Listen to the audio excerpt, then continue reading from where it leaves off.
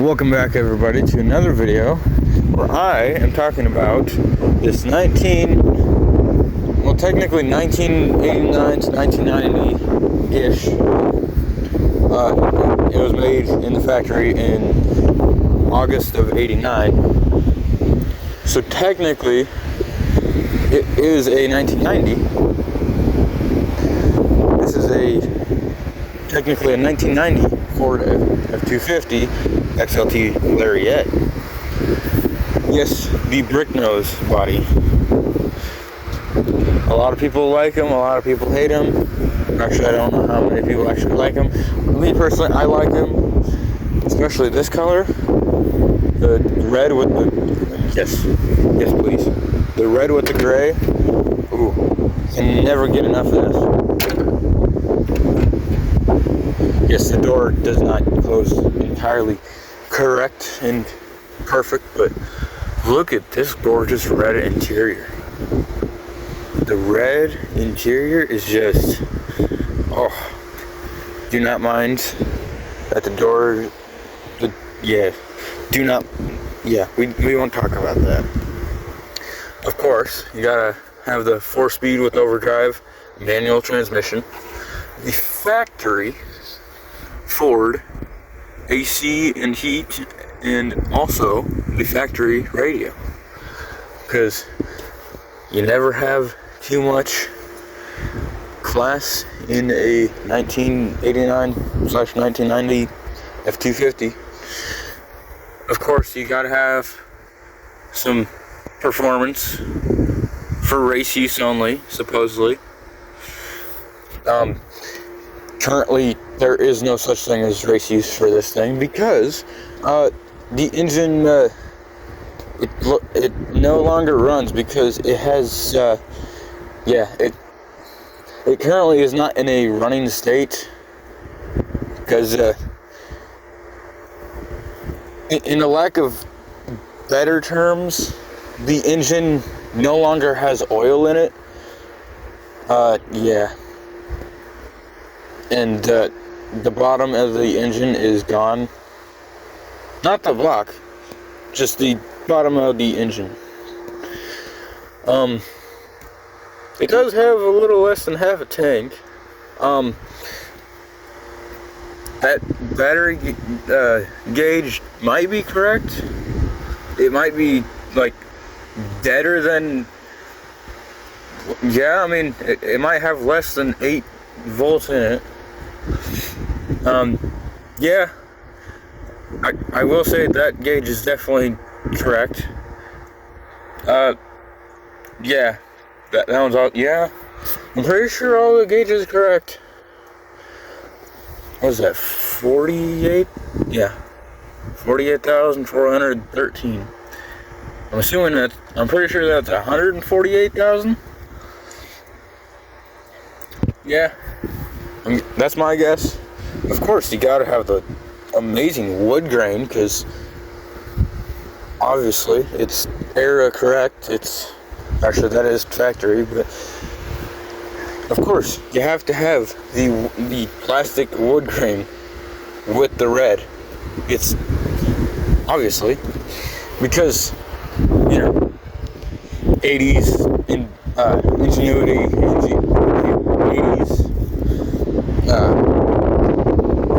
design.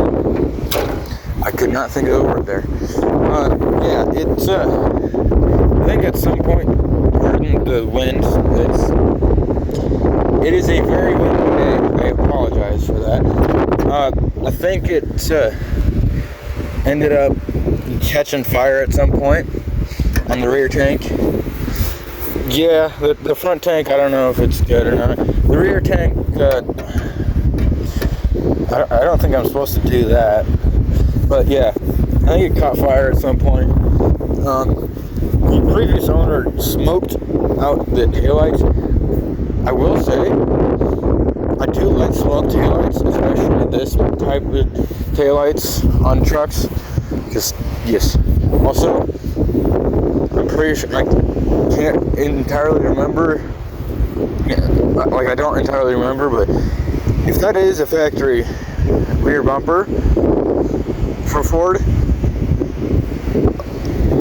you have some great bumpers, because in my opinion, I do love that style rear bumper. I don't know if it's a factory thing they can get from Ford at the time, but I don't know. I like them. I've seen it on multiple vehicles. Yeah, it's one of those. It's like a red with the silver,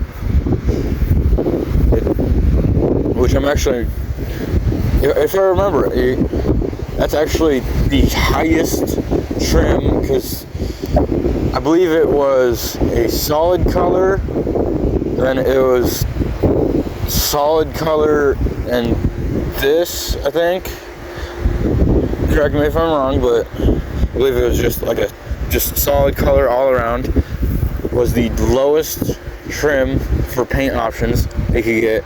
And then it was red, or, using this one as an example, like red, and then this, which was like right above that or something like that. And then right above that was the highest paint trim option, which was, the main color, and then the secondary color as a stripe on the side, and the secondary color up here. If I remember right, that was the highest the highest paint option at the time. Correct me if I'm wrong, though. I think there was another option as well for paint, and all that. With four-wheel drive, 351. 351 currently does not run. I might maybe swap it and all that at some point. But I don't know who owned this, but at least they didn't put the ginormous, obnoxiously large wheels that just screw up fuel mileage and looks entirely. How they did with my, with Casper, my 95 F250. Yeah. 2 owners ago had no common sense, and there's no way they got anything above 10 miles to the gallon, because, yeah. But that's a different story. Smoked cab lights, too, which, I don't know how to feel about that. Smoked cab lights, it's one way to go. I don't know if I like it. I don't know if I don't. I don't really know. I might. It's one of those. This truck is actually fairly clean on the inside. It's got the normal seat wear, obviously, from the driver's seat and all that. The seat isn't like completely falling apart though, but it actually has. I'm sitting in here. Yeah, it's one of those. This truck isn't like falling apart or anything. I'm not sure if this is the same pieces in my F250 or not. It might be. Probably not, because, they changed minor things between the brick nose, arrow nose, and bull nose. Not in that order. They changed very, very minor things. But, it's one of those. It's fairly put together. This steering wheel just kind of bugs me how small it feels. Or it's just me with big hands, I don't really know. Factory though, it's all factory. It's bone stock. I have no clue if it's 148,000, 248,000, who knows. It currently doesn't run, but it's a factory 4-speed with overdrive or 5-speed manual, whichever one you want to call it. with a 351, and it's a 4-wheel drive, and it's got the gorgeous red interior. And if I remember right, don't correct me if I'm wrong, but the highest end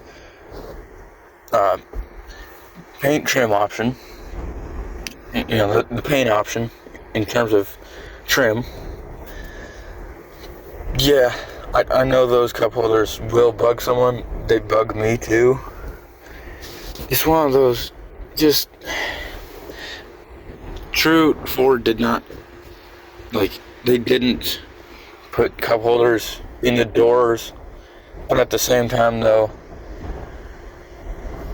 in these days, how many people actually put them in the doors? Now they have them in the doors, which is kind of interesting. But yeah, it's bone stock, and it just needs either engine swapped with a better engine, or the same engine, just a different, the same type of engine, just running and driving and all that. I don't know. We'll see. It'd be nice if it stayed a manual. I do need to check what the diff ratio is. I do not remember. It's probably like a 355 or something. I would be highly surprised. That's like that truck went by like 30 seconds ago. That was off topic. But yeah. It's a really nice truck. It would be a great daily, especially in the winter and all that. But yeah, let's see. Second. Yeah, that was third. Fourth.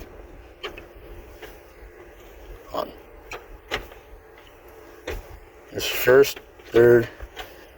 There's overdrive or fifth, whatever you want to call it.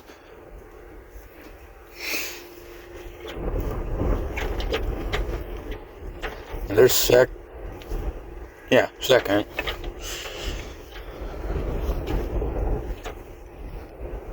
1, 2.